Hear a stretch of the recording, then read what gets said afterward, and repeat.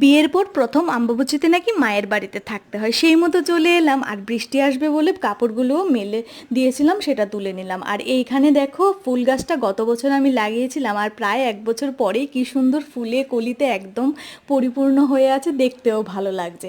আর ভাবলাম যে মায়ের কাছে একটু হাত লাগাই। আসলে বিয়ের পর না সেইভাবে ঘরের জিনিসপত্র কোনো কিছুই ভালোভাবে পরিষ্কার পরিচ্ছন্ন করা হয়নি, আসলে সেই সময়টা কারোরই হয়নি।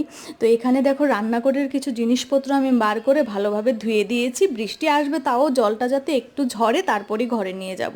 আর এই গোলাপ গাছটা কিন্তু আমার মার ভীষণ প্রিয়, বাবা যতবারই বলুক না কেন যে গোলাপ গাছে কাটা আছে, মা কিন্তু কিছুতেই গাছটাকে কাটে না, সযত্নে রেখে দিয়েছে। আর এই গাছটাকেই মা সবচেয়ে বেশি যত্ন করে। আর চলো, আমার দাদুর আমলের এই ডিজাইনটা যে দেখছো, সেটা কিন্তু ঘরটা বানানোর সময়, ঠিক করার সময় আমি যত্ন করে রেখে দিয়েছি। আর বিঙ্গো এখন ঘুমোচ্ছে, ওকে ডিস্টার্ব করবো না, টাটা।